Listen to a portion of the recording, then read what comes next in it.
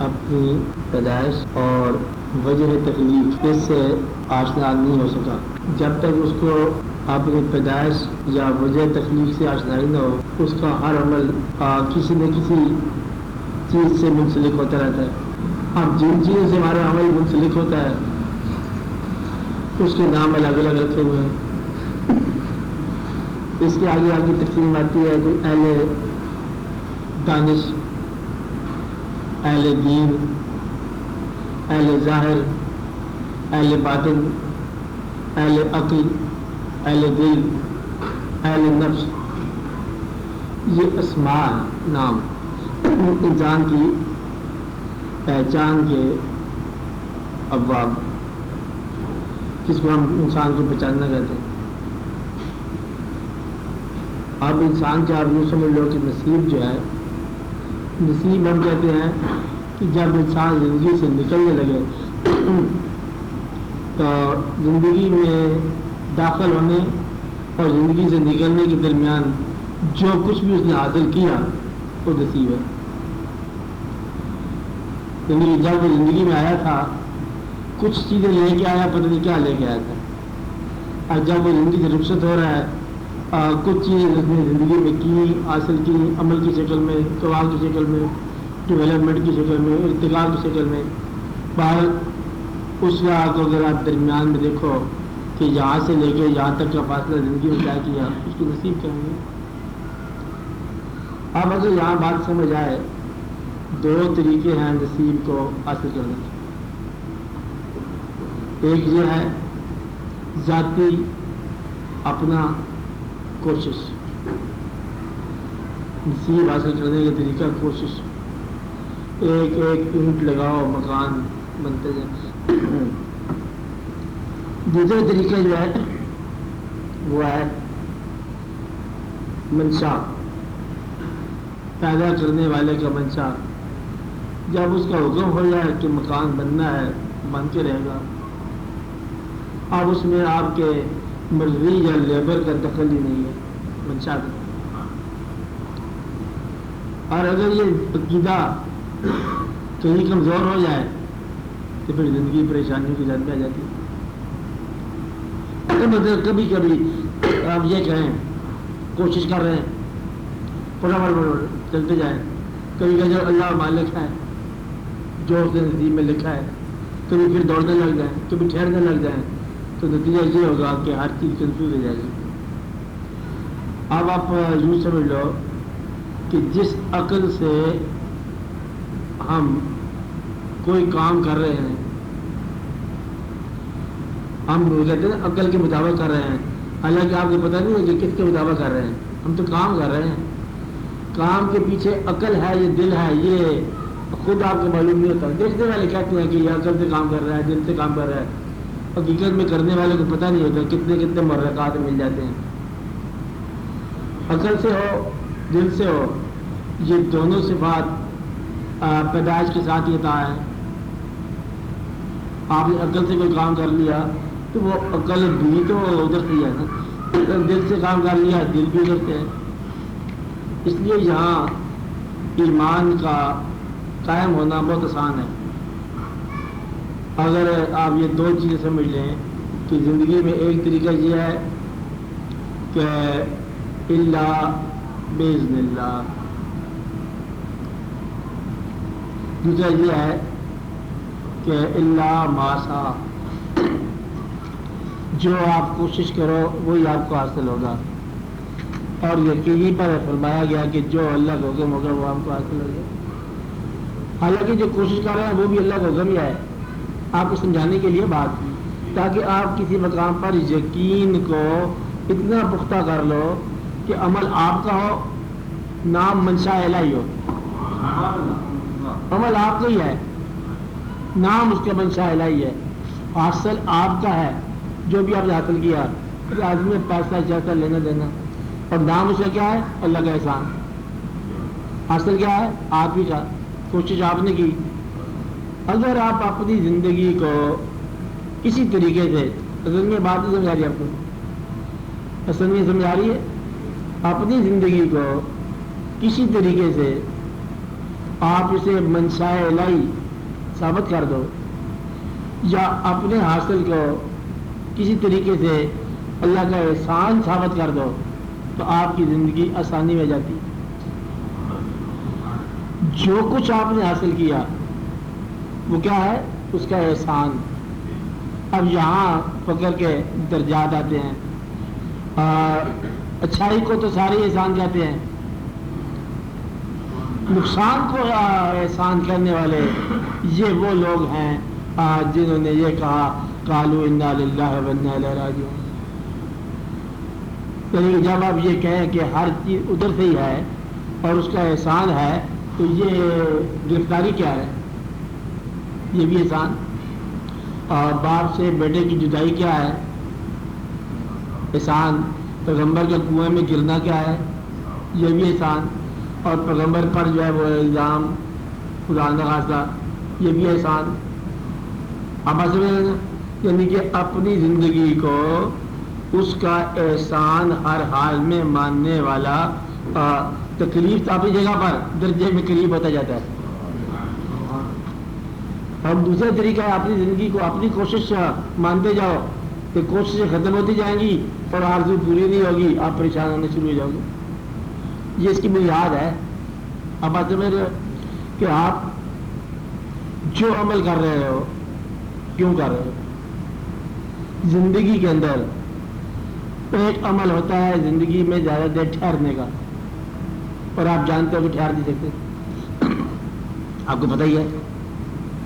ابا جان سے پوچھو، ان کے ابا جان سے پوچھو، بزرگوں سے پوچھو. میں نے پہلے بتایا کہ 10 سال کے اندر شہر بھرے جاتے ہیں مدار، لیکن چہرے بدل جاتے ہیں. آپ کو یہ بتایا 50 سال کے اندر اور کوئی بندہ پرانا رہتا ہی نہیں شہر میں. شہر کی آبادی بڑی ہوتی ہے کہ بندہ پرانا کوئی بھی نہیں ملتا سارے شہر میں. 60 سال اگر ان کی ایوریج ہے نا انسان کی، 60 سال میں آج کا بچہ بھی نہیں ملے گا آپ کو.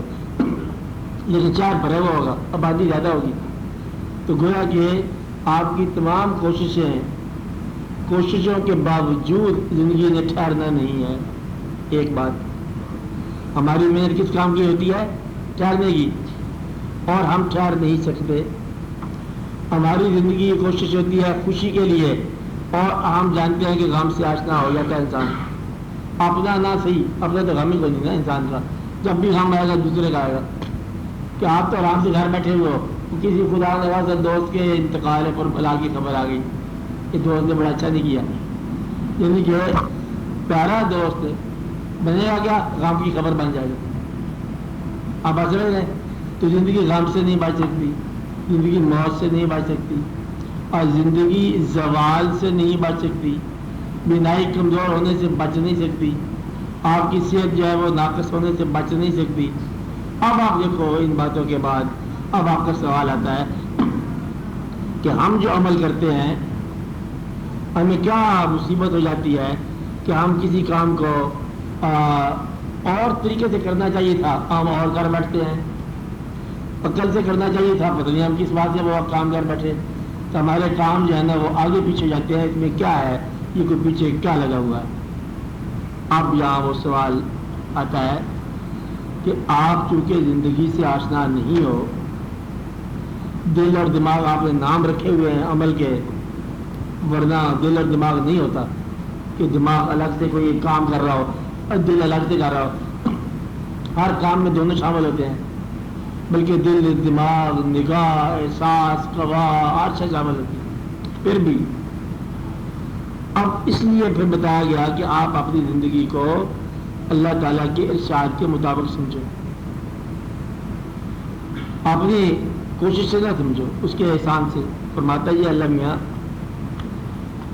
وَعَسَىٰ أَن تُحِبُّوا شَيْئًا وَهُوَ شَرٌّ لَكُمْ وَعَسَىٰ أَن تَكْرَهُوا شَيْئًا وَهُوَ خَيْرٌ لَكُمْ.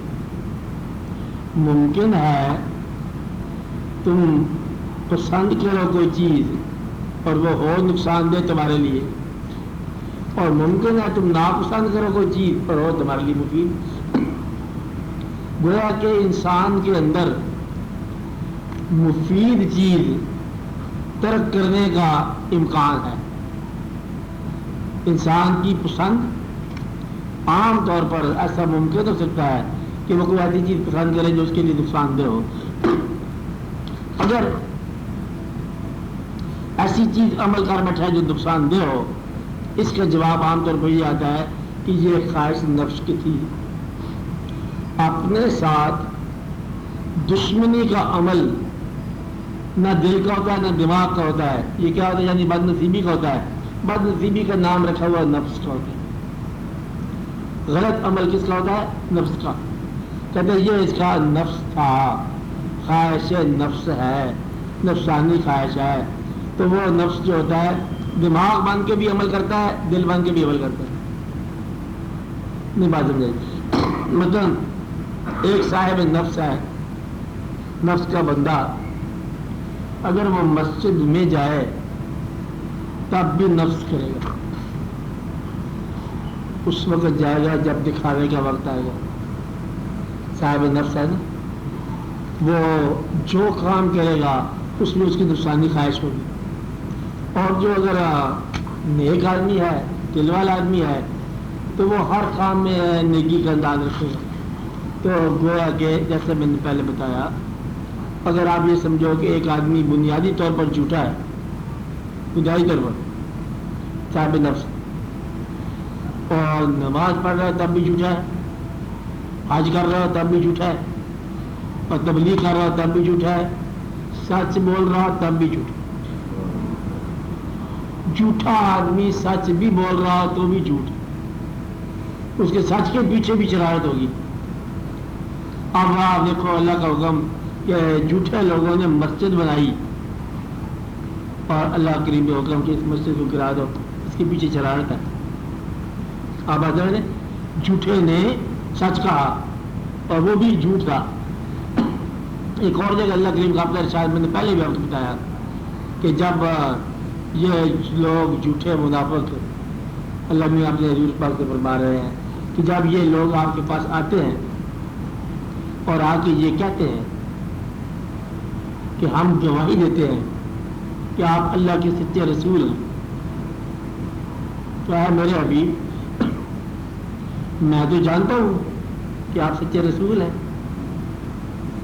وہ آ کے منافق آئے آپ کے پاس، انہوں نے کہا کہ ہم گواہی دیتے ہیں اللہ کا رسول اللہ کہ آپ سچے رسول ہیں. اللہ بھی فرماتا ہے کہ میں جانتا ہوں کہ آپ سچے رسول خود بنا کے بھیجا. اللہ بھی کہتا ہے لیکن میں گواہی دیتا ہوں کہ یہ جھوٹ کہہ رہے ہیں. یعنی جھوٹا آدمی اگر رسالت کی گواہی دے دے تب بھی جھوٹ. تو گویا کہ بنیادی طور پر ایمفیسس ہوتا ہے کس انداز میں. اسی طرح اگر یہ بات سمجھ آ گئی تو اس صاحبان نصیب جو ہیں وہ بظاہر عمل ان کا کمزور بھی ہو، نصیب ہے، عروج ہے. اور جیسے میں نے کہا کہ حضرت یوسف علیہ السلام کنویں میں گرے، اب یہ بظاہر تو گرنے کا عمل ہے نا، یہ عروج کا عمل ہے. کچھ لوگ کہتے ہیں کہ ان کو آواز آئی کہ مبارک ہو آپ کی پیغمبری کا سفر شروع ہو گیا، کیونکہ آپ کی پیغمبری کا سفر کنویں میں گرنے سے تھا. مدعا یہ ہے کہ صاحب عروج جو ہے بظاہر زوال میں بھی صاحب عروج ہے. آپ بات سمجھ رہے ہیں؟ یہ اللہ تعالیٰ کے کام ہے. آپ اندازہ لگاؤ کہ جنگ جو ہوتا ہے، جنگ میں جو پارٹی شکست کھا جائے اسے شکست کہتے ہیں، جیتنے والے کو فاتح کہیں گے. لیکن صاحب نصیب اگر کوئی جنگ ہار جائے تب بھی وہ تا قیامت فاتح ہے. واقعہ کربلا کہ کربلا میں حضرت امام علی مقام بظاہر جنگ نہیں جیتا گیا، فتح شکست کا مقام، لیکن تا قیامت ہمیشہ کے لیے آپ فاتح. گویا کہ فاتح جو اصلی اور ازلی فاتح ہے، شکست سے بھی گزرے تب بھی فتح ہے. تو اب یہ بات ہے کہ یہ آپ کا اپنا ہی نام ہے عمل کی نیت. عمل میں افادیت نہ دیکھو، کیا کرو؟ افادیت نہ دیکھو، فائدہ کیا ہے نقصان کیا ہے. عمل میں آپ نیت دیکھو کہ یہ عمل اپنی خوشی کے لیے ہے تو وہ نفس ہے، یہ عمل کسی کی رضا کے لیے ہے تو تو اس کی جزا وہی ہے جس کی جزا آپ چاہتے ہو. اور عمل جو کر رہے ہیں نا, کوئی سا عمل کر رہے ہیں, آپ یہ عمل کر رہے ہو, عمل سے کسے خوش کرنا چاہتے ہو؟ اپنی خوشی, نفس ہے. کسی اور کی رضا, تو آپ کے عمل کی جزا کون ہے؟ وہی عمل جس کی آپ رضا چاہتے ہو. اب آج میرے تو اپنے عمل کی بنیادی بات یہ ہے کہ اس کے پیچھے نیت کیا. نیت کو نفس کہہ لو, دل کہہ لو, دماغ کہہ لو, روح کہہ لو, لیکن عام طور پر پتہ چل جاتا ہے کہ اس کے پیچھے نیت کیا آتی ہے. پھر آپ خود ہی محرم ہوتے ہو, دوسرا نہیں جانتا. لوگ یہاں بھائی میں بات بتا دیتا ہوں, لوگ آپ کے عمل کو نتیجے سے پہچانیں گے, اللہ آپ کے عمل کو نیت سے پہچانے گا. یعنی کہ آپ کا عمل جو مستقبل میں نتیجہ دے گا دنیا والوں کے والی یہی عمل ہے, اور اللہ تعالیٰ عمل سے پہلے جو کچھ ہو رہا ہے اس میں انعام دے گا. ابھی عمل شروع نہیں کیا, ایک آدمی حج کی نیت سے تیار ہوا, ذہنی طور پر انتقال ہو گیا, حج ہو گیا. اگر نیت دنیا داری ہے, حج کر کے آیا تب بھی نام مراد ہے. اب آپ سمجھ رہے ہیں نا, تو مطلب کیا ہوا کہ یہ آپ کے نیت کی بات ہے. یہ بڑا مشکل ہوتا ہے کہ دل ہوتا ہے, یہ دماغ ہوتا ہے. یہ بڑی بحث میں نہیں پڑھنا, عام طور پر میں نے بتایا بھی تھا ایک دفعہ آپ کو کہ دل کے اعمال کیا ہوتے ہیں اور دماغ کے اعمال کیا ہوتے ہیں, صاحب دل کون ہوتا ہے, صاحب دماغ کون ہوتا ہے, کیسے ہم جانیں کہ یہ دماغ والا آدمی ہے, یہ دل والا عمل ہے. آسان بات, وہ عمل جس میں آپ کچھ لینا چاہو یہ دماغ کا عمل ہے, جس میں کچھ دینا چاہو یہ دل کا عمل ہے.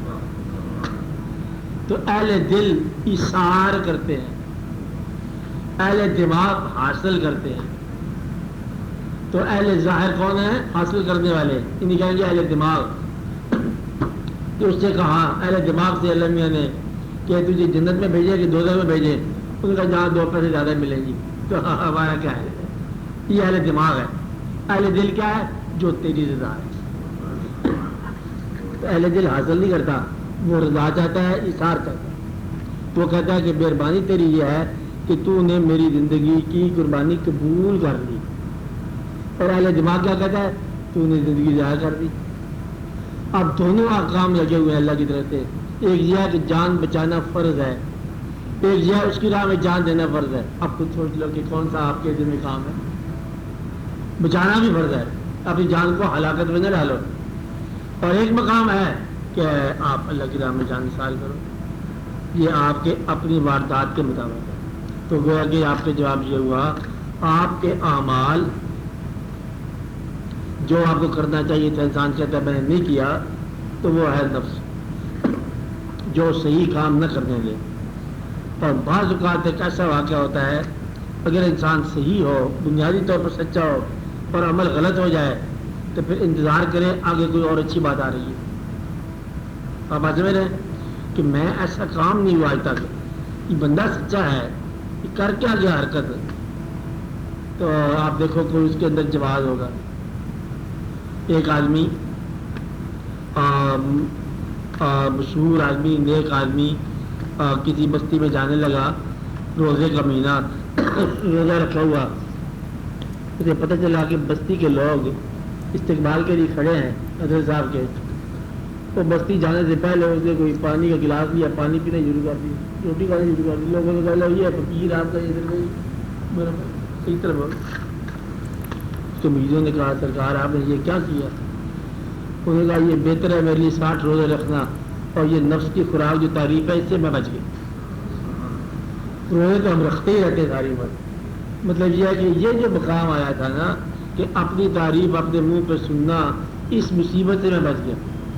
تو یہ ایک مصیبت ہے اپنی تعریف سننا, اور عذاب کیا ہے؟ اپنی تعریف خود کرنا. اپنی تعریف سننا کیا ہے علی صاحب؟ مصیبت. اور اپنی تعریف خود کرنا کیا ہے؟ عذاب. ان سے بچنا چاہیے.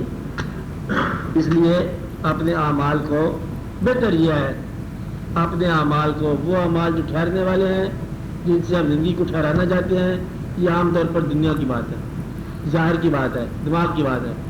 وہ عمل جس سے ہم دنیا سے نکلنے کی ہے کوئی انتظام کریں, وہ ہے دین, وہ ہے دل، وہ ہے نیکی.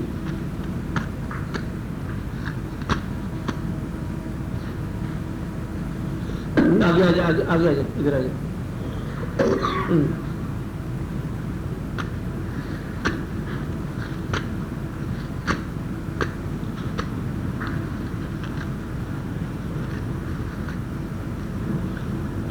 پانی کی گلاس پڑے. ہاں جی آپ بولو، آپ بولو، ٹھیک ہے آپ بولو. سوال بلند آواز میں کریں.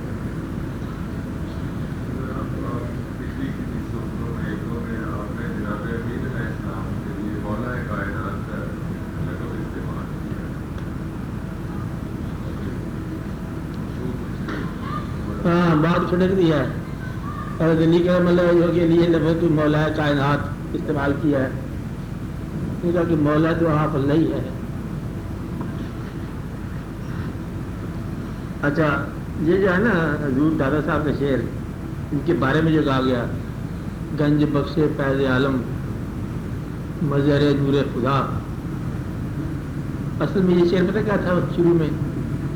گنج بخش ہر دو عالم مظہر نور خدا.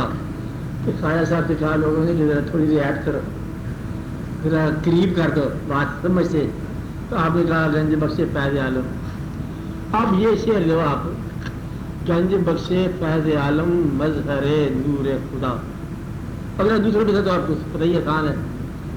گنج بخش فیض عالم ایسا جامع ترکیب ہے کہ آپ استعمال کر سکتے ہو اپنے مشائخ پر، دادا صاحب پر، دادا صاحب کے پیر صاحب پر، اور مولا علی پر، اور سرکار کی ذات گرامی پر.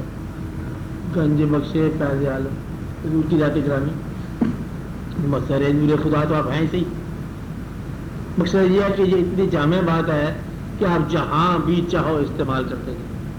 لیکن شعر کا جواز ہے. گنج بخش فیض عالم، آپ کا عالم آپ کی ذات ہی ہے. جب آپ کہتے ہیں فیض عالم تو فیض عالم میں کافر کو آپ نہیں گنتے. عالم آپ کا اپنا ہی عالم ہے. آپ بات سمجھ رہے ہیں نا؟ ورنہ کوئی ایسا اللہ کی طرف سے بھیجا ہوا پیغمبر نہیں آیا جس نے سارے جہاں کو اپنے دور میں فیض دے دیا ہو اسلام کا. یہ اللہ کے منشا میں بھی نہیں ہے. تو فیض عالم مظہر نور خدا، کیا میں سوال یہ کرتا ہوں، کیا انسان ہو سکتا ہے مظہر نور خدا؟ انسان ہے، آپ بتاؤ ہو سکتا ہے کہ نہیں ہو سکتا؟ لیکن یہ کہنے والا خواجہ غریب نواز ہے. یہ دیکھو، کیا کوئی انسان غریب نواز بھی ہو سکتا ہے؟ کیا کوئی انسان مشکل کشا ہو سکتا ہے؟ یہی اہل ظاہر کے لیے دقت ہے، اور اہل باطن کے لیے بڑی آسان بات ہے کہ جس کو آپ الفاظ کا تاج پہنا رہے ہیں، دراصل یہ آپ کی عقیدت کا نام ہے. کسی انسان کا احاطہ نہیں کرنا. آپ خود اللہ تعالیٰ کے، یعنی کہ اللہ کے، اگر آپ کو اللہ کا ذہن نہیں کرنا چاہیے، اللہ کے پروگرام میں اگر آپ کا نام ہے کہ مسٹر سعید کو بھی پیدا کرنا ہے ہم نے فلاں سال، اللہ کے پروگرام میں ہے، تو اس سے بڑی اور کیا نیکی آپ کے ساتھ ہوگی کہ آپ اس کے امر سے آئے ہیں. اس کے امر میں تھے کبھی، جو چیز اس کے امر میں رہ جائے کمال ہے. ہاں وہ نفقت پھر روح ہی، اپنا روح ہمیں داخل کر دیا، اور آپ کو مظہر نور خدا کا چاہیے. سوال یہ کہ ہر آدمی یہ وابستگی رکھتا ہے، لیکن ہر آدمی اس کو ڈسکور نہیں کرتا. نور کا لفظ جو ہے نا نور ہی ہے. نور مطلب فرشتے نور ہی ہیں. یہ تو آپ جانتی ہیں نا. کیا آپ کے ساتھ فرشتے وابستہ ہیں؟ 2 کرامن کاتبین کہتے ہیں. کیا جبریل امین فرشتہ ہے؟ کیا جبریل امین حضور پاک کے غلاموں میں سے ہیں؟ یعنی کہ اگر نورانی فرشتہ غلام ہو تو آپ کی ذات تو پھر مظہر نور ہی ہے نا. اب آپ یہ دیکھو یہ ترکیب کیا ہے شعر کی؟ گنج بخش فیض عالم مظہر یاروں کو نور خدا صلی اللہ. گنج بخش ہیں، گنج بخش کے معنی باطنی خزانہ دینے والے. فیض عالم آپ کے عالم وجود کے عالم کو فیض دینے والے ہیں کون؟ مظہر نور خدا صلی اللہ علیہ وسلم کے مظہر ہیں، یعنی کہ حضور پاک کے یہ مظہر ہیں، مظہر نور خدا، تو آپ نور خدا کے مظہر ہیں۔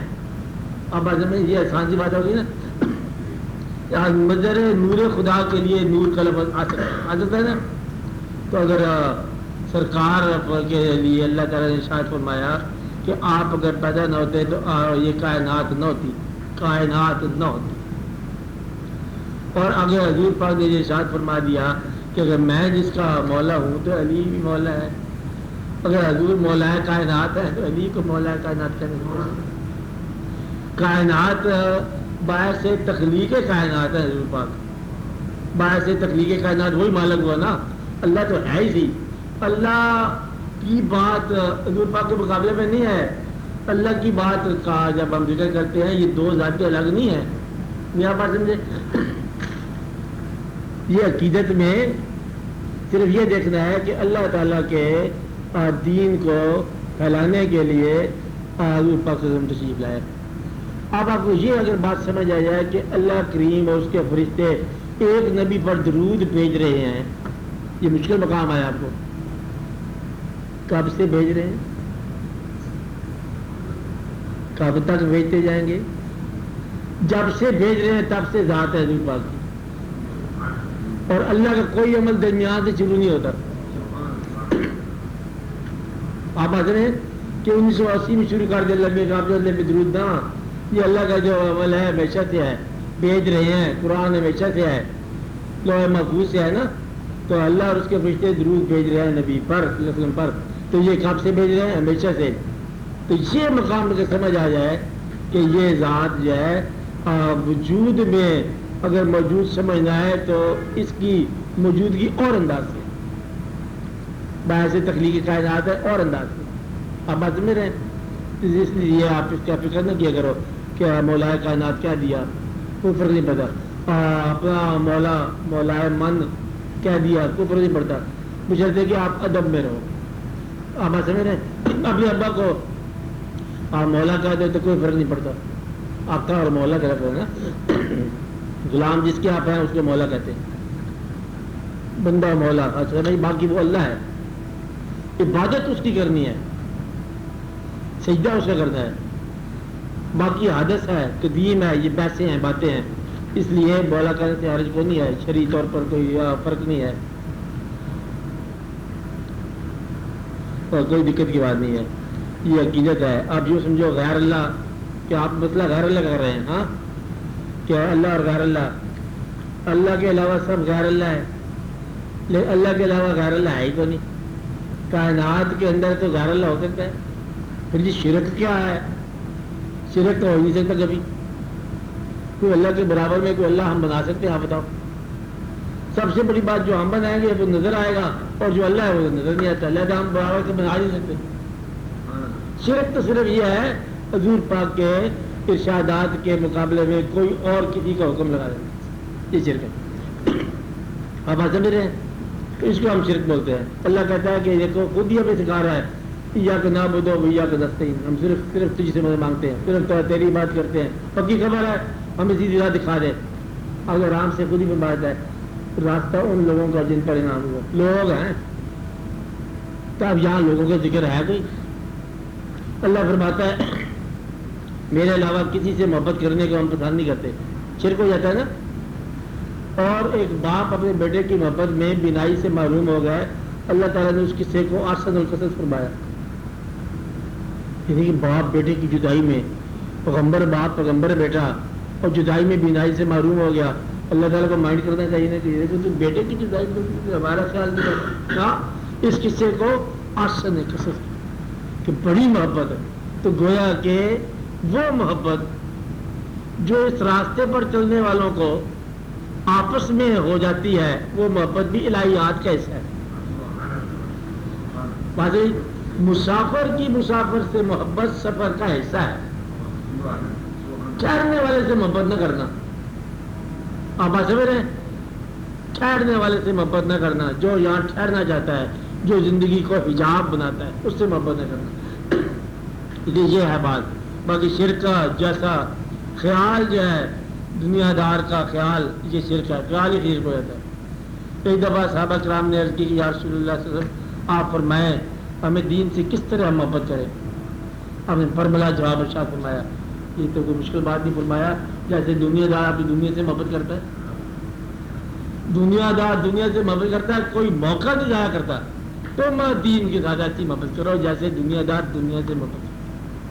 دنیا دار ہر موقع جو ہے اور وہ اپنے فائدے کا سوچتا ہے۔ آپ اللہ تعالیٰ کا ارشاد ہے کہ تم ہی میں سے لوگ ہیں جو ادھر کے رجوع کریں گے دنیا کی طرف، اور تم ہی میں سے لوگ ہیں جو آخرت کے لیے رجوع کریں گے۔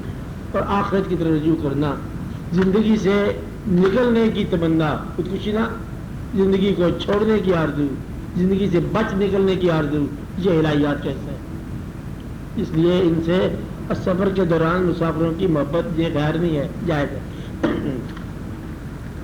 اس لیے مولا کہنا ٹھیک لفظ ہے، اس کو اللہ نہیں سمجھنا۔ دیکھو علی کرم اللہ وجہ کے بارے میں کہتے یہ ہیں کہ علی کے بارے میں بہت کچھ، میں نے ایک شعر بتایا اس کا کہ علی کو میں الا کہہ دوں، الا تو بہت بلند ذات ہے اللہ کی، علی کو میں الا کہہ دوں، لیکن علی سجدے میں خود تسبیح کہاں ہے؟ جب علی سجدہ کر رہا ہے جس ذات کا تو اسی کو اللہ کہو نا۔ اب ایسے نہیں نا، اس لیے بس جیسا مقام جو بیان فرما دیا آپ نے وہی مقام لو کہ آپ نے بیان فرما دیا۔ حضور پاک سے لوگوں نے بڑی وابستگی کی تو ہمیں تو لگتا ہے، لوگوں نے کہا ہمیں تو لگتا ہے آپ ہی ہو۔ آپ نے فرمایا کہ دروازہ انا بشر مثلکم یوحی الی، میں نہیں ہوں وہ تو تم سمجھ رہے ہو، مثل تمہاری ہے، وہی آتی ہے۔ لیکن جب یہ کہا کہ پھر اس کے بعد ہوا جو ہوا، قاب قوسین و ادنی مقامات، اور جو کنکری آپ نے پھینکی وہ آپ نے پھینکی، ہم نے پھینکی ہے، کچھ ایسے ایسے مقامات آئے، لوگ ذرا تھوڑا سا چونکے، ہمارا خیال، لوگوں نے کہا کہ میرا خیال ہے، میرا خیال یوں نہیں ہے کہ وہ ہے میں کہیں مجھے وہ نہ سمجھ لینا، یہی میری تعلیم ہے۔ اب آ جائیں تو مجھے انسانوں کے پیش میں دیکھ رہے ہو، تم میں سے انسان ہوں، ایک تاریخ مثال ہے، ایک تاریخ پیدائش ہے، بات نہیں، یہ حادث کے دین کا مسئلہ حل ہو گیا۔ لیکن محبت کی دنیا میں آج آپ بیٹھے ہوئے یہاں پر، آج آپ کے اندر اس ذات کا وجود ایسے ہے جیسے آپ میں موجود ہو، آپ آتے میں تو گویا کہ وہ موجود ہی ہے، لیکن بیان میں نہیں ہے، بیان میں حادث ہے اور عمل میں قدیم ہے۔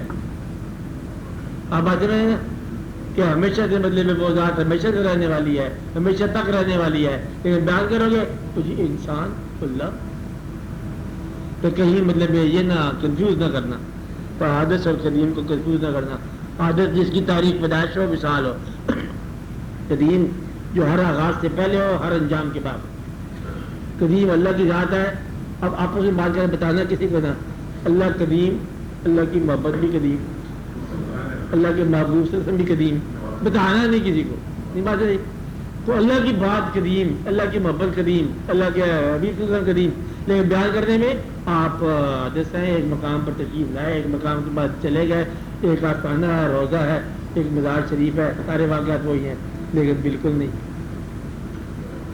تو اگر کوئی شخص زندگی سے نکل کے کائنات کے دل میں اتر جائے تو وہ ہمیشہ ہمیشہ کے لیے ہے نا، ہمیشہ ہمیشہ کے لیے تھا، آپ ایسے، لیکن بیان نہیں ہے۔ کیوں؟ آپ نے خود فرما دی کہ مجھے یہ نہ مقام کہنا، مجھے یاد ہے حد وہ جو آپ نے ارشاد فرما دی۔ اب آپ سمجھ گئے بس۔ باقی غیب کا علم، یہ عام سوال شرک اور غیب ہوتا ہے۔ غیب کی بات میں نے پہلے بتائی ہے کہ اللہ کا غیب ہے ہی کوئی نہیں۔ خالق کی نگاہ میں کوئی غیب ہو سکتا ہے؟ اسلام میں نہیں ہو سکتا۔ خالق کی نگاہ میں کیا غیب؟ خالق ہے، اس کا غیب کیا ہوتا ہے؟ آپ کا غیب درجہ بدرجہ، بچے کا غیب ماں باپ کا نہیں ہے، جو جتنا جانتا ہے اس کا غیب کم ہوتا جاتا ہے۔ تو غیب جو ہے یہ جاننے والا اللہ یہی ہے نا، انسان نہیں جان سکتا۔ انسان جتنا جانتا ہے اسی کو غیب کہہ لو یا حاضر کہہ لو، یہ تو انسان کا مسئلہ ہے نا۔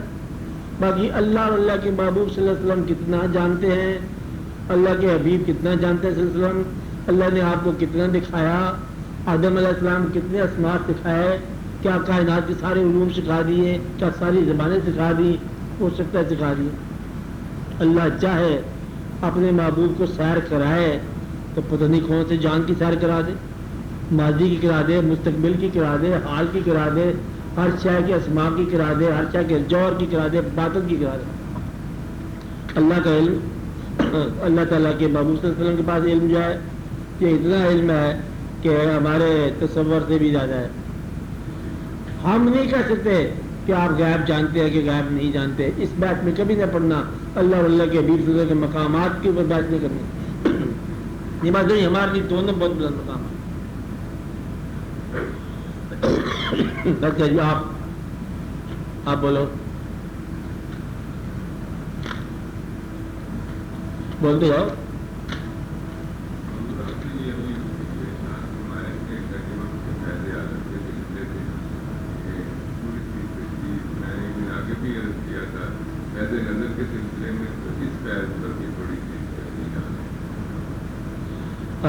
فیض کیا ہوتا ہے؟ کیسے خاص طور پر دادا گنج بخش صاحب کے حوالے دیکھو،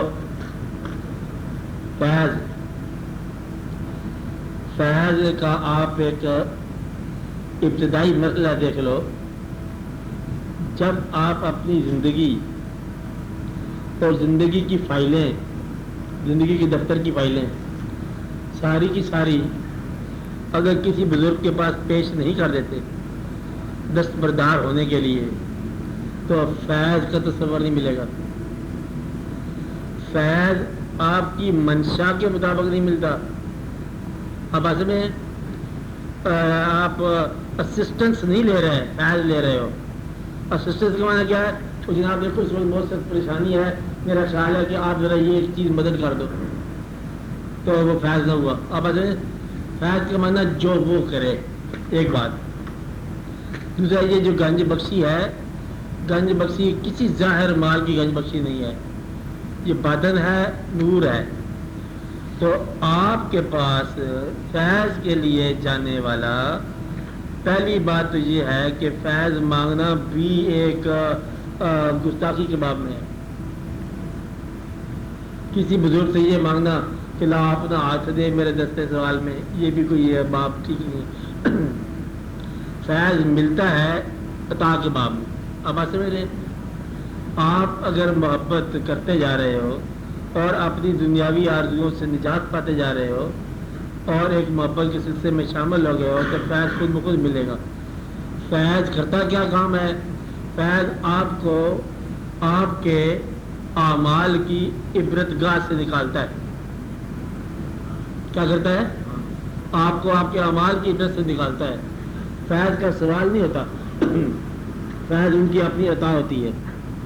عام طور پر کہتے ہیں نا فیض مانگنے کے لیے، تو مانگنے والا آدمی جب تک محرم نہ ہو غلط چیز مانگ دے گا، تو محرم فیض کے بغیر ہو نہیں سکتا۔ یہ بات سمجھ آئی؟ جس دکان سے آپ کوئی چیز لینا چاہتے ہو، پہلے تو پتہ چلے کہ اندر کیا پڑا ہے، پھر ہی مانگو گے نا، اور ان چیزوں کی افادیت کیا ہے۔ تو اس لیے آپ مانگ نہیں سکتے فیض جب تک آپ عالم نہ ہو۔ تو علم کا فیض جو ہے نا یہ عطا ہے۔ اب بات سمجھ رہے؟ اس لیے آپ حاضر ہو جاؤ، وہاں جا کے روچی پڑھو اور خاموش بیٹھو، نہ فیض مانگنے کی شور مچاؤ، نہ کوئی اپنی آرزویں پیش کرنے کا شور مچاؤ کہ ہمیں یہ دے دو، ہمیں وہ دے دو، ہمیں یہ واقعہ دے دو، کیونکہ ہم حاضر ہیں۔ بس صرف حاضری جا کے لگا دو، جا کے پہنچ جاؤ، سے واپس آ جاؤ، اور کبھی نہ کبھی کچھ نہ کچھ مطلب جلدی واقع ہو جائے گا۔ تو اس لیے سوال کرنا بارگاہ بلندی میں گستاخیت ہے، سوال نہ کرنا۔ بات نہیں نا کہ وہ خود بخود ہی عطا فرما دینے والے عطا فرماتے ہیں، اور یہ فیصلے ازل کے ہیں، آج نہیں ہیں۔ جو فیض ہوتا ہے یہ پیچھے سے مقرر شدہ ہے، کس کو کیا دینا ہے۔ اس لیے آپ خاموشی کے ساتھ چلے جاؤ، نہ کر لبوں کو سی، چپکے سے چلے جاؤ، بیٹھو، اور فیض ہی فیض ہے۔ سوال نہ کر لینا کوئی کسی قسم کا، تو جس آدمی پر فیض ہوتا ہے وہ سوال سے آزاد کرا دیا جاتا ہے۔ شعر سن لو پہلے۔ عام طور پر ان آستانوں پر سوال ہی تمہیں لے جاتا ہے، تکلیف لے جاتی ہے، تکلیف ہو، سوال ہو، کوئی واقعہ ہو تو آپ چلے گئے، اور جب آپ وہاں جاتے ہیں تو سوال بھول جاتا ہے۔ جس آدمی پہ فیض ہو جائے نا وہ سوال ہی بھول گیا، وہ واقعہ ہی بھول گیا، اور اس کو پتہ ہی نہیں چلا کہ کیا ہو گئی، گیا کس کام۔ فیض اس طرح جس طرح کہ موسیٰ علیہ السلام آگ کے خیال سے گئے اور پیغمبری لے کے آ گئے، تو فیض اس طرح عطا ہو گئے۔ ہم ان کے پاس گئے حرف آرزو بن کر، شعر سنا رہا ہوں، کیا کہا؟ ہم ان کے پاس گئے حرف آرزو بن کر، ریم ناز میں پہنچے تو بے نیاز ہوئے۔ وہاں جا کے چاہے کسی خیال میں گئے ہو، چاہے ضرورت میں گئے ہو، وہاں جا کے ضرورت چھوڑ دو، اس کے حوالے کر دو، اور پھر جو وہ عطا فرمائے ٹھیک ہے۔ ایک بات فیض مانگنے کے سلسلے میں آپ کو حدیث سے سنا دوں، یاد رہے، یہ بھی بڑے راز کی بات ہے۔ سرکار کا ارشاد کہ جب آپ دعائیں مانگو، دعا میں کسی ملک کی بادشاہت نہ مانگ لینا۔ اگر تم نے دعا کے ذریعے بادشاہت مل گئی تو ذمہ داری تمہاری ہوگی چلانے میں، اور یہ بڑی دقت کا مضمون ہے، اور جب وہ خود عطا فرمائے تو ذمہ دار ہو آپ۔ اس لیے، اور یہ جو بادشاہی کے بارے میں ہے، ہر چیز کے بارے میں ایک یہ درویشوں میں بڑی بڑی باتیں ہوتی ہیں، یہ واقعہ سنا رہا ہوں۔ پہلے یہ بتاؤ کہ اللہ تعالیٰ جو آپ کی دعائیں پوری کی ہیں، اللہ آپ کو زندگی پر مطلب یہ دعائیں قائم رہیں اور آپ کا نصیب خوش رہے۔ میں جو بات سنانے لگا ہوں ذرا سخت ہے۔ بات یہ ہے کہ ایک آدمی کو اس کے پیر نے کہا کہ تم جا رہے ہو حج کرنے، ایک کام کرنا، وہاں دعا نہ مانگ۔ یہ تو کچھ کہہ دیا، ہاں کچھ نہ۔ وہاں جا کے اس نے دعا مانگ لی، جو دعا تھی اس کے دل میں، دعا پوری ہو گئی، بیٹا پیدا ہو گیا۔ اب یہ اس آدمی زندہ ہے جس نے یہ بات بتائی کہ بیٹا پیدا ہو گیا، اور پیر صاحب کا اس دوران وصال ہو گیا۔ تو 8ویں جماعت کا تھا وہ بیٹا، تو کسی حادثے کے اندر ایکسیڈنٹ ہو گیا۔ خواب میں پیر صاحب ملے، یہ چیز اوائڈ کرنے کی ہم نے کوشش کی، لیکن یہ لکھا ہوا تھا، اب کیا کر سکتے ہیں۔ انہوں نے یہ کہا تھا مانگنا نہ بیٹا، کیونکہ یہ غم اب تو بوجھل ہو گیا تو اب غم کیوں کرتا ہے؟ جس طرح تم نے بیٹا لیا اب اس کو برداشت بھی لے۔ ہم نے تو یہ اوائڈ کرنے کی کوشش کی۔ اس لیے اللہ تعالیٰ سے دعا مانگنے کا شعور یہی ہے کہ یا رب العالمین، تو اپنی جو منشا ہے اس منشا پر ہمیں راضی رہنے کی توفیق عطا فرما، تاکہ ہماری منشا بھی تیری منشا کے مطابق ہو جائے۔ کہیں ایسا نہ ہو کہ ہم کوئی ایسی چیز مانگ لیں جس کے بعد ہمیں افسوس ہو۔ یہ عام طور پر ہوتا ہے ایسا۔ دعا یہی مانگنی چاہیے، یا اللہ ہمیں راضی رہنے کی توفیق عطا فرما، تیرے فیصلے پر ہم راضی رہیں۔ آ گیا بات یہ ہے، ایک شعر ہے میر صاحب کا، دور بیٹھا غبار میر ان سے، عشق بن یہ ادب نہیں آتا۔ تو محبت ادب سکھاتی ہے، اور اگر محبت میں محبوب کے ناراض ہونے کا خوف نہ ہو تو محبت کیا ہے؟ وہ جو ڈر ہے وہ ڈر ہے محبوب کے محبت سے معروم کر دینے کا۔ آپ بات سمجھ رہے ہیں نا؟ اس لیے ڈرو، اور اگر محبت میں آپ جو داخل ہو گیا تو اس کے لیے اللہ کا خود ارشاد ہے کہ لا خوف علیہم ولا هم یحزنون۔ یہ جو لوگ میرے ساتھ محبت کرنے والے ہیں نا، ان کو خوف اور حزن نہیں ہے۔ خوف سے مراد کا کیا ہے؟ کسی آنے والے وقت کا ڈر نہیں ہے۔ حزن سے مراد ہے کسی جانے والے وقت کا ڈر نہیں ہے۔ اور ڈرتے ہیں ڈرتے یہ ہیں کہ بے نیاز ذات ہے اور کہیں ایسا نہ ہو کہ بڑی کڑائی دودھ کی غائب کر دے، مالک ہے نا، محنتیں برباد نہ کر دے، اس لیے ڈر ہوتا ہے، ورنہ آپ اللہ سے نہیں ڈرتے، اللہ سے کوئی نہیں ڈرتا، آپ اپنے خیال سے ڈرتے ہو۔ کبھی آپ کو اللہ دیکھا؟ ڈر کس بات کا؟ تو اللہ تعالیٰ آپ کے یقین کے ساتھ ہے، جتنا آپ کو یقین ہے نا اتنا آپ کو اللہ سمجھ آ رہا ہے، تو آپ اپنے خیال کی ڈیولپمنٹ کے مطابق ہی آپ اس کو دیکھ رہے ہو، تو محبت کرو اور اس بات سے ڈرو کہ کہیں محبت سے معروم نہ کر دیے جاؤ۔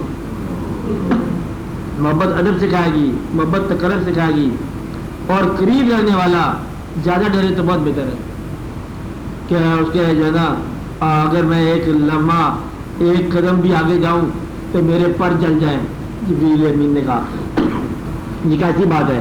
آپ کو ایک مثال بتاتا ہوں، آپ دیکھو، حال بتاتا ہوں، آپ کو سمجھ آئے تو کیسی بات ہے کہ ساری کائنات میں مستند محبوب صلی اللہ علیہ وسلم حضور پاک اللہ کے ہیں، اور ساری کائنات میں مستند محب بھی حضور پاک ہے اللہ کے، اور ساری کائنات میں اللہ سے زیادہ محبت کرنے والے حضور پاک کی ذات ہے، اور ساری کائنات میں اللہ سے زیادہ ڈرنے والے بھی حضور پاک ہیں۔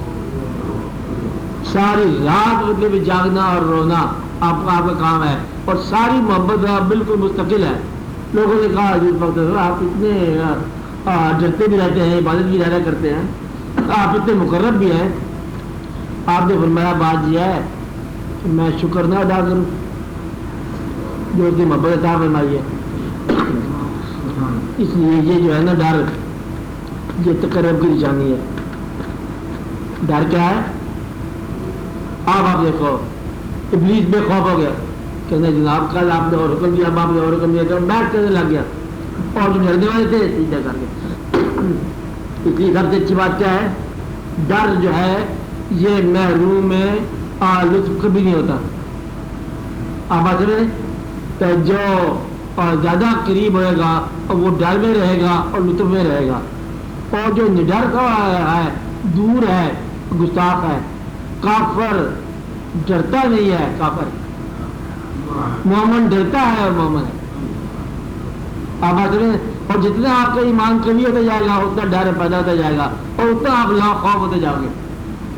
محبت کا ڈر اور عبادت کے خوف سے آزاد ہے یہ بات سمجھے کہ محبت جو ہے نا اور طرح کا اندیشہ پیدا کرتی ہے کہ مزاج کیسا ہے آپ کا محبوب کا، وہ تخت سے اٹھاتا ہے، بٹھاتا ہے، وہ فرماتا ہے کہ مالک الملک ہے، تو الملک من تشاء وتنزع الملک ممن تشاء وتعز من تشاء وتذل من تشاء، جس کو چاہوں بادشاہ بنا دوں، جس کو چاہوں معذور کر دوں، جس کو چاہوں جو کروں، خبردار ہم جو کریں۔ تو یہ ایک ایسا واقعہ ہے کہ محبت کرنے والے اور بہت ہی ڈرتے رہتے ہیں۔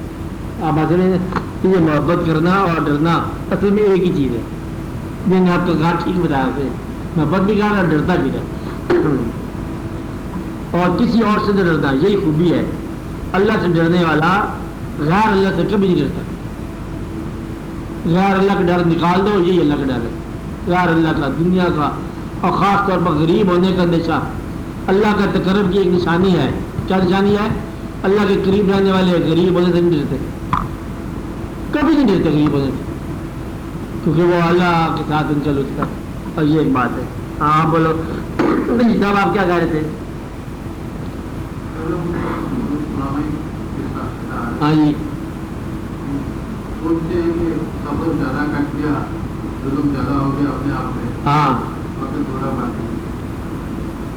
ہاں آدھی سے زیادہ شب غم کٹ بھی گئی ہے، اب بھی اگر آ جاؤ تو یہ رات بڑی ہے۔ اچھا تو ٹھیک ہے، بات ان کی ٹھیک ہے کہ کچھ وقت، اور وہ وقت بہت وقت تھا، کچھ وقت تیری یاد سے غافل رہا تھا میں، وہ لمحے کر رہے ہیں مجھے شرمسار سے۔ ایک بات یاد رکھو، جب انسان کو، یہ راز ہے، جب انسان کو اپنے عمل اور نیکی کی کمزوری کا احساس ہونے لگ جائے تو سمجھو کہ رحمت کے دائرے میں داخل ہو گیا۔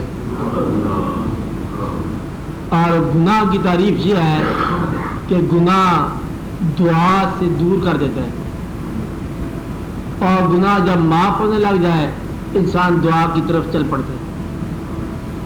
دعا کی طرف چلنے والا انسان اپنے گناہ سے نجات پا جاتا ہے۔ اب آگے دعا، اور جب انسان کو یہ سمجھ آ جائے کہ میرے عمل کے دامن میں کچھ نہیں ہے تو سمجھو کہ اب اس کے اوپر احسان ہو گیا۔ اور جتنے صاحبان فضل آئے ہیں سب نے یہی کہا کہ دامن خالی ہے، ہمارے پاس کچھ بھی نہیں ہے۔ ہر ایک نے یہ کہا، کیونکہ بات یہ ہے کہ اب اللہ کریم کا اپنا ارشاد یہ ہے، اس کا ارشاد سنو۔ اللہ کہتا ہے کہ میں جب تمہاری کیفیات بدل دی ہے کہ تم دنیاوی غرور کی بجائے ایک دینی انکساری میں آتے ہو میری طرف، کیا آتے ہو؟ انکساری میں، عاجزی میں آتے ہو۔ اللہ کہتا ہے کہ میں ظلمات سے نور میں داخل کرتا ہوں۔ ظلمات میں کتنا عرصہ رہے انسان؟ اگر زندگی کے 99 سال رہے ظلمات میں اور آخری 7 نور میں داخل ہو جائے اس کا خاتمہ نور میں ہوگا۔ یعنی کہ ایک آدمی حضور پاک کے خلاف جنگ لڑنے والا اگر کلمہ پڑھ کے مسلمان ہو جائے تو وہ مسلمان ہی گنا جائے گا۔ جتنے بھی بزرگ تھے سابقون الاولون سارے کے سارے غیر اسلامی دنیا جائے اور وہ بلند مقصد آپ نے عطا فرمایا ان کو، تو گویا کہ اس کو میاں محمد صاحب نے یہ کہا، برلے پانی ہاری ہے رنگا رنگ کھڑے، بریا اسدا جانی ہے جس دا توڑ چڑھے۔ بات آخری قدم کی ہو رہی ہے، آخری قدم اگر اس کے گھر کی طرف چلا گیا تو بخشش ہوگی۔ اب بات سمجھ رہے ہیں؟ اس لیے جس نے اپنے عمل کا سہارا ختم ہو گیا، کیا ہو گیا؟ عمل کا سہارا ختم ہو گیا تو فضل کے دائرے میں داخل ہو گیا۔ اس لیے میں اکثر کہتا ہوں کہ دیکھو ہم اپنے گناہوں سے توبہ کرتے ہیں بلکہ عبادت سے بھی توبہ کرتے ہیں، جو ہم نے کی پتہ نہیں ریا کاری تھا کیا تھا، ارے بات تیرا فضل ہی درکار ہے۔ اب اللہ تعالیٰ کہتا ہے کہ میں ظلمات سے نور میں داخل کرتا ہوں۔ ایک اور جگہ یاد رکھو، اللہ کہتا ہے کہ ہم ان کے سیئات کو حسنات میں بدل دیتے ہیں، یعنی کہ اس کو بالکل انورٹیڈ بنا دیتے ہیں، اس کی برائیاں جو ہے وہ نیکی میں ہم کنورٹ کر دیتے ہیں۔ دل بدل جائے تو سارا اعمال نامہ بدل جاتا ہے۔ بات دل کی ہے، دل سے مراد یہ ہے کہ ابھی دنیا حاصل کرنے کی تمنا ختم ہوئی ہے کہ نہیں ہوئی ہے؟ دنیا حاصل کرنے کی تمنا ختم ہوگی سمجھو آپ دل میں داخل ہو گئے۔ آپ اشار کرنے کی تمنا ہوگی آپ دل میں داخل ہو گئے، آپ میں عاجزی پیدا ہوگی دل میں داخل ہو گئے۔ یاد رکھنا میری بات، جو آدمی کمزور سے ڈرتا ہے وہ دل والا ہے۔ کس سے ڈرتا ہے؟ کمزور سے۔ طاقتور سے نہیں ڈرتے، ہم کمزور سے ڈرتے ہیں کہ یہ دل والا بندہ ہے۔ تو جو آدمی نوکر سے ڈرتا ہے، اپنے نوکر سے، کمزوروں سے ڈرتا ہے، چھوٹے سے ڈرتا ہے، وہ سمجھو کہ وہ دل والا ہو گیا، اللہ کی رحمت میں آ گیا۔ جب اللہ کی رحمت آتی ہے تو ہم ان لوگوں سے ڈرتے ہیں جو کسی کو نہیں ڈرا سکتے۔ اب اصل میں یہ اللہ کی مہربانی ہے، اللہ کا احسان ہے۔ اس لیے اللہ تعالیٰ کے فضل کو اپنے اعمال نامے کے مطابق نہ دیکھنا، اس کا فضل انڈیپینڈنٹ ہے۔ وہ قطرے کو اگر چاہے تو سمندر ہی بنا دیتا ہے۔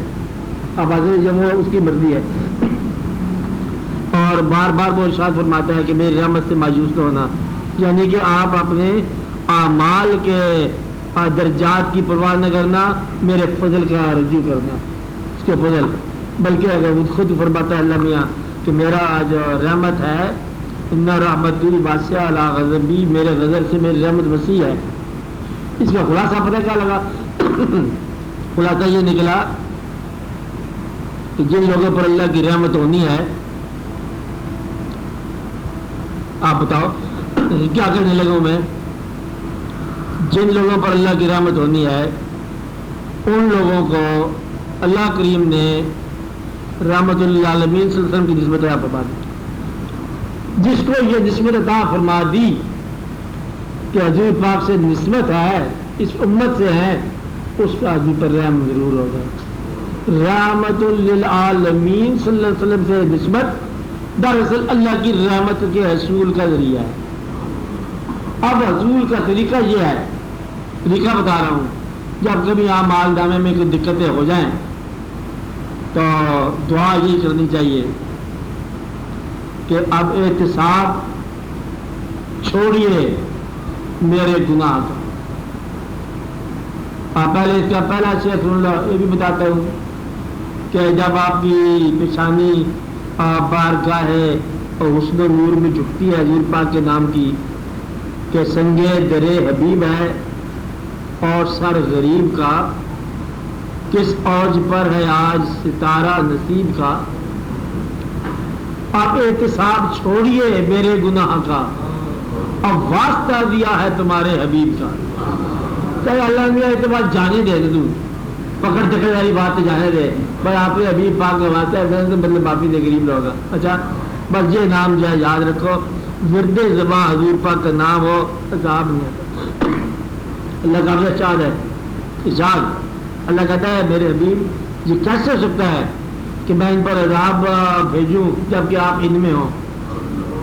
بس جس دل میں حضور پاک کی یاد ہو، جس زبان پر حضور پاک کا نام ہو اور جس آنکھ میں ان جلووں کی چلو پیاس ہی ہو، وہ آدمی جو ہے نا نظر انداز نہیں کرتا فضل کے باب. تو اس لیے آپ کا خود ہی فیصلہ کر لو کہ آپ کے اندر اس نام کی محبت کس حد تک ہے. فضل ہی فضل ہے. جس کو اللہ تعالیٰ نے رحم کرنا ہوتا ہے اس کو اپنے حبیب صلی اللہ علیہ وسلم کی محبت عطا فرما دیتا ہے، اور جس کو عذاب ہے اور اس نام کا گستاخ ہو جاتا ہے اس آدمی کی معافی نہیں ہوتی جو حضور پاک کا گستاخ ہو. یا قصہ اس لیے وہ جو گزر گئی تو گزر گئی. یہاں سے ہم نے لیا کیا اللہ کے ملک سے، نیکی کیا تھے بدی کیا تھے جانا تو ہے ہی نہیں. بس آپ توبہ کی جائے، حضور پاک سے یاد کی جائے اور یہ سب ٹھیک ہے، نیکی ٹھیک ہے، اللہ بخشنے والا ہے. آج اور بولو چکائی میں بولو چاول بول.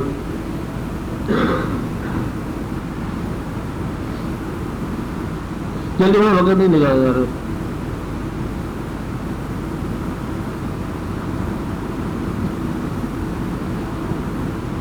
کچھ بولو.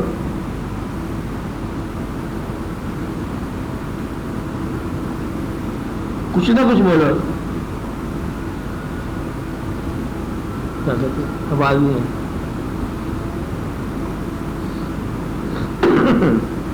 راج میں آپ بولو. ہاں بولو کچھ بولو زبان سے نا. ہاں دعا کرتے ہیں ان سے بولو. ہاں کچھ بولو نا کچھ. ہاں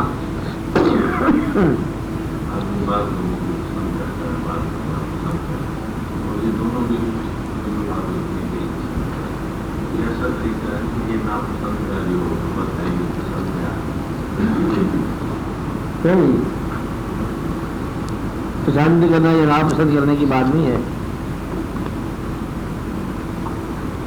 آپ یہ بات یاد رکھو، ہم کسی کو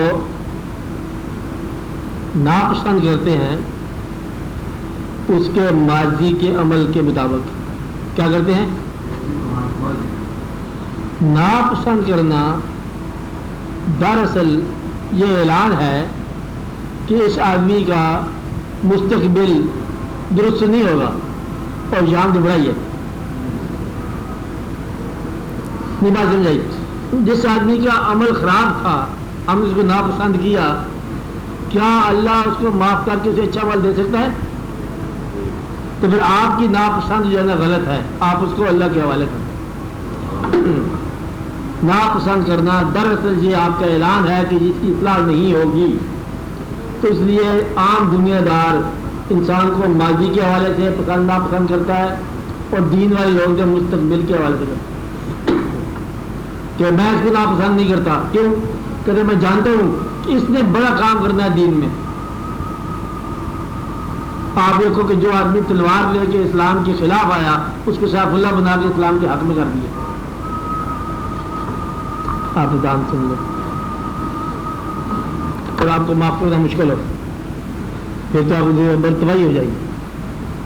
کہ یہ بات یاد رکھنا، اب سیاست آ رہی ہے، حالات بھی، دل میں ہمیشہ سوچنا کہ آپ کی نسبت ان لوگوں سے ہونی چاہیے اور جو اللہ کے رحم کے اندر ہوں۔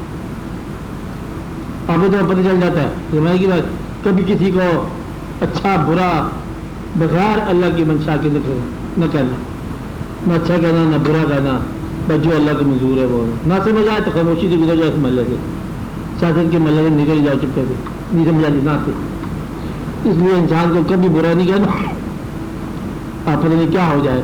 میں کی بات، اچھا انسان ہو اس کی قدر ضرور کر لو، برا انسان ہو تو اس کو برا تاکیر نہ کرو، عین ممکن ہے کہ توبہ نصیب ہو جائے، بات نہیں ہے کہ نہیں؟ اس لیے یہ ضروری ہے۔ آپ کا حوالہ آپ بولو، یا آدمی آپ کو سوال رہتا ہے، بول، ہاں جی بولیں۔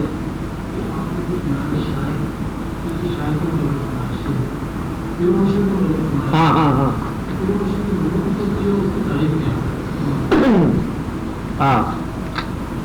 ہاں یہ بات یہ ہے کہ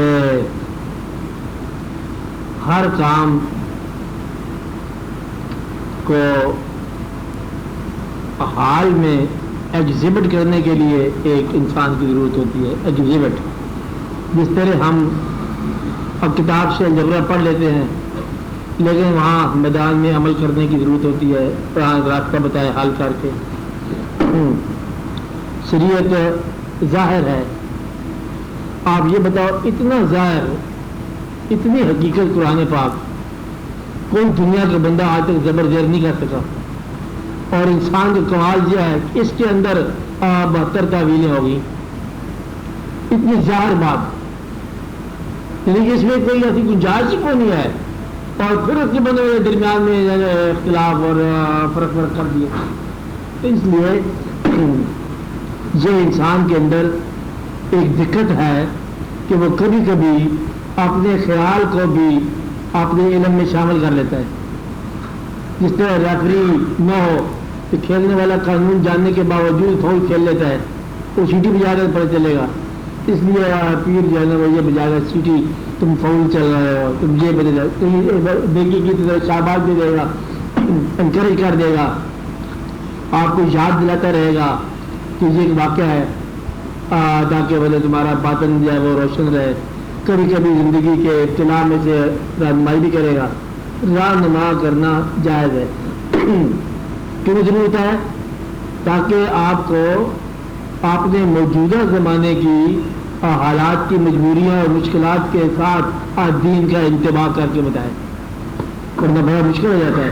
جس طرح ایک طرف آپ کی نئی اصول ہے، تو ایک طرف درس نظامی ہے، درمیان میں ملنا بڑا مشکل ہے۔ یہ پیر کام ہے کہ اس دنیا کے اندر آپ کیسے گزرو تاکہ آپ کو آسانی ہو جائے، تو کہیں ایک بار زندگی ہونی ہے کہ غلطی نہ ہو۔ پیر کے بغیر کامیاب ہو سکنا ناممکن نہیں ہے، اور جب پیر کی موجودگی میں بھی ناکام ہونا ممکن ہے۔ اب آپ نے یہ دیکھنا ہے کہ پیر کی موجودگی میں کامیاب ہونے والا بہت صحیح کامیاب ہوتا ہے، لیکن ناکام بھی ہو سکتا ہے۔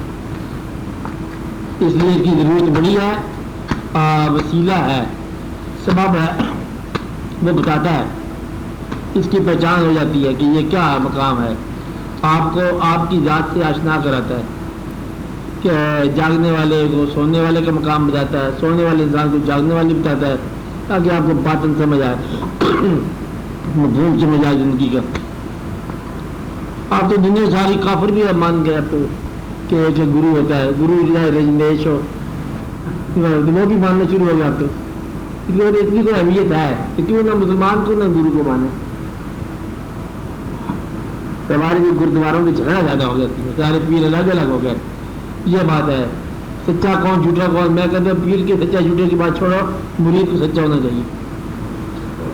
سچا مرید پیر صاحب کو بھی گھر پہ جائے گا، صداقت بھی گھر، مرید سچا ہونا چاہیے، مسافر سچا ہونا چاہیے، سفر ٹھیک ہے، لیکن وہ آدمی بدقسمت ہے جو یہ کہتا ہے اور جی مجھے کوئی سچا گرو نہیں ملا، وہ جھوٹا مسافر ہے۔ سچا مسافر جو ہے نا جھوٹے پیر کو بھی سیدھا پیر بنا دیتا ہے، اس لیے سفر کی کامیابی ضرور اس کے اندر رہنما ہونا چاہیے. اچھی بات ہے. اس طرح کہتے ہیں نا کہ یہ سفر ریگستان کا آپ جا رہے ہو. ایک آدمی کہتا ہے ریگستان کے سفر میں دیکھو راستے میں کوئی نخلستان آئے گا, پانی ہوگا. دوسرا کہتا ہے کہ اس میں نخلستان کوئی نہیں ہے, پانی ہونا چاہیے تیرے پاس. اب جانار انسان وہ ہے کہ چھاگل پھر کے جائے. نخلستان نکل آیا تو چھاگل تیرا کون سے لے رہی ہے, گرا دینا پانی. اگر نہ نکلا تو پھر تیرے پیاس سے مرے گا نہیں. اس لیے ایک وسیلہ پکڑ لو. وسیلہ اس طرح ہے کبھی ہم دیکھا آپ بازار جائے, یہ بازار نہیں جاتے آپ, تھکا ہوا آدمی بازار جائے, میں تھکا ہوا آج, دوسرا کہا چل میں تیرے ساتھ چلتا ہوں. دوسرا گاڑی نہیں ہے, خالی چلنے سے آسرا ہو گیا, تھکاوٹ دور ہوگی. دو آدمی پہلے چلے تو تھکتے نہیں ہیں. کچھ لوگ سوٹی آگے پکڑ لو تو سوٹی بھی ساتھ ہوتا ہے, یعنی کہ تھکاوٹ سمجھ جاتا ہے انسان. اس لیے دو آدمی کا سفر جو ہے نا وہ بڑا اچھا ہوتا ہے, رفیق ایک طریق ہو جاتا ہے ساتھی. تو حالانکہ دوسرا آدمی جو ہے وہ خالی آپ کے ساتھ باتیں کرتا جائے, زندگی کا لطف آ جائے. دوسرے ایک اور بڑی جو اہمیت ہے پیر کی, وہ یہ ہے کہ آپ کو مؤدب کر کے آپ کو ادب سکھاتا ہے کہ جب آپ پر جلوے آشکار ہو جائیں تو کہیں آپ گستاخ نہ پائے جاؤ. ادب سکھاتا ہے. اور آگے ادب کی بہت ساری ضرورت ہے کہ ایک مقام جب آتا ہے کیونکہ ہم عزیز ذات کے ماننے والے ہیں, اس مقام کے آگے جو ہے وہ رومی راضی غزالی سارے کے سارے دور دور بیٹھنے والے ہیں ادب کے ساتھ. تو پیر اگر ادب بھی سکھا دے بارگاہ رسالت کا تو بڑی بات ہے, اور عبادت کا مفہوم سکھا دے بڑی بات ہے. تو پیر اگر نذرانہ مانگ لے یہ بھی کوئی خیر بری بات نہیں ہے. کیا آ رہی ہے آپ آتے ہوئے, اس لیے آپ یہ کہتے ہیں کہ پیر مانگتے ہوں گے, آپ کوئی فرق نہیں ہے. آپ ایک دل والی بات ہے, اس لیے آپ کرو دعا. صاحب کو سوال ہے حسن میاں یاد آپ آپ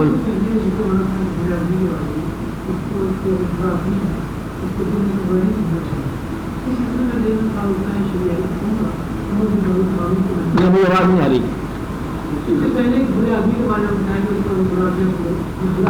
ہاں ہاں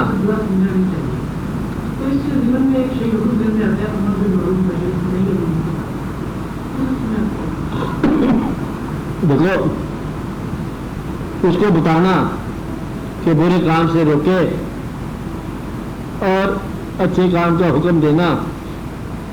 کس وقت لما تقولون ما لا تفعلون, جس وقت آپ میں وہ اچھائی آ چکے, آپ میں وہ برائیاں ترک ہو چکے جو حکم دیا گیا ہے, جب آپ عامل ہو چکو. خالی کہنے والے نہ بنو. یہ جو آدمی ہو جاتا ہے عامل ہو جائے اللہ کے ارشادات کے اوپر چلنے والا, اس کی زبان میں تاثیر ہو جاتی ہے کہ وہ کہتا ہے تو ٹھیک ہو جاتا ہے زبان. اس لیے برے آدمی کو محبت سے تم اس کو برائی سے دور کرو گے, نفرت سے نہیں. نفرت اسے اور برا کرے گی. تو سوال ہو رہا تھا برے آدمی سے نفرت نہ کرو, برے آدمی سے محبت کرو کہ دیکھو یہ آدمی تو انسان ہے, عمل اس کا برا ہے, اس سے محبت کرو, اس کے ساتھ دوستی کرو, اس کو اپنی راہ پر لے آؤ. لوگ ایک دوسرے کے کہنا ماننے میں جب بات ہے, کہنا ماننا, محبت میں لوگ ایمان ترک کر دیتے ہیں. کہ کیا محبت میں ایمان بچائیں گے؟ نہیں.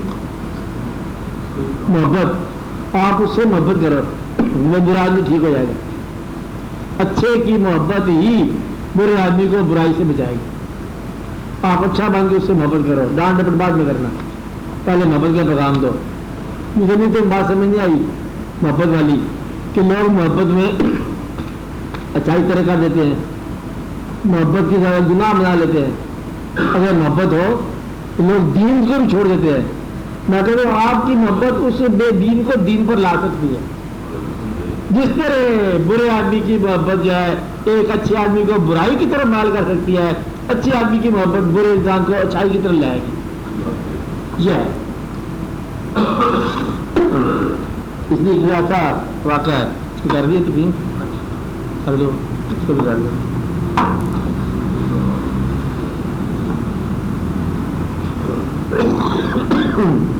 بس چلتے جاؤ، جو نہ لے کو نہ لینا، مجبور نہ کرو۔ اچھا اور واقعہ جی، ہاں بولو، ٹھیک ہے، کیا خیال ہے؟ کوئی بات؟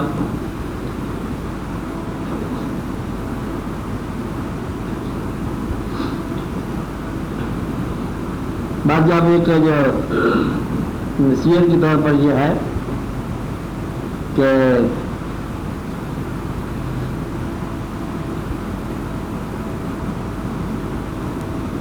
کوئی جاندار انسان کسی بے جان چیز سے کبھی معذرت نہیں سکتا۔ بے جان اشیاء جاندار انسانوں کو معذرت نہیں کر سکتی۔ تو آپ اپنی عزت کو اپنے عمل کے مطابق جج کرو، اس کے فضل کے مطابق جج کرو۔ اپنی عزت جو ہے اشیاء سے جج کرنے والا شرک میں مبتلا ہو جاتا ہے۔ اشیاء سے نہیں جج کرنا اپنے آپ کو، اشیاء، حالات، واقعات، پیسہ، ادھر ادھر۔ اس لیے آپ میرا خیال رکھنا، جس نے اور بات جس نے لوگوں کو معاف کر دیا اس کے گناہ معاف ہو گئے۔ اللہ کا ارشاد ہے کہ والعافین عن الناس، لوگوں کو معاف کرتے رہا کرو۔ واللہ یحب المحسنین، اللہ محسنین سے محبت کرتا ہے۔ احسان کرو، احسان کا مطلب اس کا حق نہیں تھا لیکن آپ نے مہربانی کر دی۔ اس لیے اب اس بات میں آئے گی بات، برے آدمی کا حق تو نہیں ہے کہ ہم اس سے محبت کریں، لیکن احسان ہے کہ محبت کریں۔ اگر برے کے اوپر بھی محبت ہو جانی چاہیے تو کیا ہے؟ اور مطلب یہ ہے کہ ہمارے ہاں اسلام کا محبت اس طرح آئی ہے کہ اگر ہم جنت میں جائیں تو وہاں اللہ تعالیٰ کا فضل سے کوئی بہن برا نظر نہ ہے۔ ہم عبادت بھی کرتے ہیں، اتنی تنخواہ کرتے ہیں اللہ کا بہن بھائی کے ساتھ لے کے نہیں چلتے۔ بھائی کون؟ وہ برا آدمی بھائی ہے، چچے کا بیٹا ہے، رشتے دار ہے، شہر میں رہنے والا ہے، روز میرے ساتھ دفتر میں کام کرتا ہے برا، یعنی کہ وہ جنت میں یا وہ جائے یا میں جاؤں تو وہ تو خیر چلا ہی جائے گا کہ میرا جانا مشکل ہوگا۔ اس لیے جنت میں جانے کے لیے صرف اپنے آپ کو مخصوص نہ سمجھاؤ، آج ممکن ہے کہ اللہ اس کو بھی جنت میں لے جائے۔ نفرت نہ کرنا، ضد نہ کرنا، اللہ کا کام ہے جس کو وہ چاہے لے جائے، جس کو چاہے وہ پہنچا دے۔ ہم دخل دینے والے کون ہیں؟ یہ ہے۔ اب آپ دعا کرو اللہ تعالیٰ فضل فرمائے آپ پر زندگی آسان ہو جائے، زندگی کی عبادت آسان ہو جائے، اور اللہ تعالیٰ سے پھر وہی دعا ہم کرتے ہیں کہ یا رب العالمین آپ نے محبوب صلی اللہ علیہ وسلم کی محبت عطا فرما، اور ہم تو یہی سوال کرتے جائیں گے کہ وہ آپ نے محبوب صلی اللہ علیہ وسلم کی محبت عطا فرما۔ تو یہی ہمارا پہلا سوال ہے، یہی آخری سوال ہے۔ اور آپ صلی اللہ تعالیٰ علیہ خیر خلقہ و نور رسول رسول الانبیاء والمرسلین حبیبنا وسیلنا وسیلنا مولانا محمد علیہ تمام حاضرین برجستی واقعی نیک تمنا یا رب العالمین پوری فرماؤ، زندگی کی آسانیاں بے انتہا